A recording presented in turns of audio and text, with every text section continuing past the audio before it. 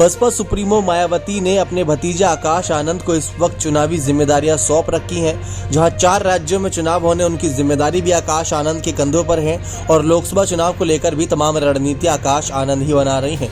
भले इस पर मायावती की नजरें हैं और अगर कुछ गलती या फिर कुछ बड़ा बदलाव करना होता है तो मायावती तुरंत ही बड़ी बैठक बुला लेती हैं। लेकिन सवाल आता है कि आकाश आनंद क्या वो कमाल कर पाएंगे जो मायावती पिछले कुछ सालों में नहीं कर पाई। 2001 के बाद से जब से मायावती ने अध्यक्ष पद संभाला था बसपा का, जब कांशीराम जी ने 1984 में पार्टी का गठन किया, उसके बाद तो पार्टी बहुत सुचारू ढंग से चली और जिस तरीके से मुलायम सिंह यादव के साथ कांशीराम ने मिलकर गठबंधन किया और बहुत फायदा मिला था उत्तर प्रदेश में, उसको देखने को मिला था। लेकिन कई सारे ऐसे नेता रहे जो बसपा सुप्रीमो मायावती के आने के बाद, उनके नेतृत्व के बाद अपना मन बदलते नजर आए और पार्टी गिरते ग्राफ को देखते हुए, यानी 2012 और 2022 के बीच पार्टी का ग्राफ बहुत ज्यादा गिरा, जिसकी वजह से कई सारे नेताओं ने, बड़े दिग्गज नेताओं ने साथ छोड़ा। उनमें आप एक तस्वीर देख रहे होंगे स्वामी प्रसाद मौर्य की। ये बहुत बड़ा नाम है। स्वामी प्रसाद मौर्य कहे जा रहे थे कि बहुजन समाज पार्टी में दूसरे नंबर के नेता बन चुके थे, क्योंकि 20 साल तक अगर एक पार्टी में थे और मायावती के बाद दूसरे नंबर के नेता बन चुके थे। एक समय पर इन्होंने ये भी कहा था कि मायावती को मुख्यमंत्री मैंने ही बनाया था, यानी हमारी वजह से मुख्यमंत्री, हमारे नेताओं के कामों की वजह से मुख्यमंत्री बनी थी। मायावती ने इस पर पलटवार भी किया था। लेकिन अब बात आती है इन्हीं नेताओं की बसपा में वापसी की।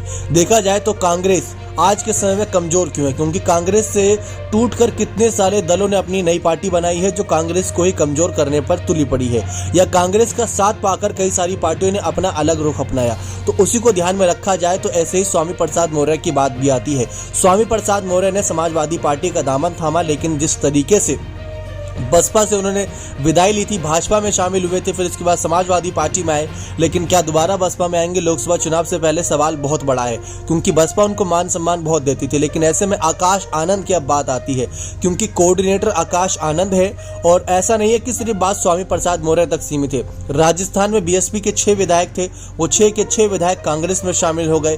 बिहार की तरफ अगर आप रुख कर ले, दिल्ली की तरफ आप रुख कर ले, आए दिन ऐसी खबरें सामने आती रहती हैं। तो इसी की वजह से चर्चा इस बात की है कि क्या आकाश आनंद इन नेताओं की वापसी करा पाएंगे।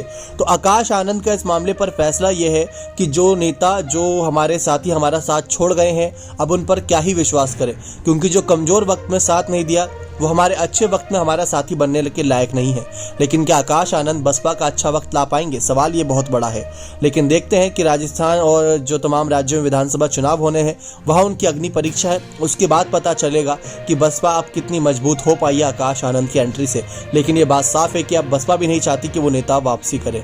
बने रहे चैनल के साथ, बहुत बहुत धन्यवाद।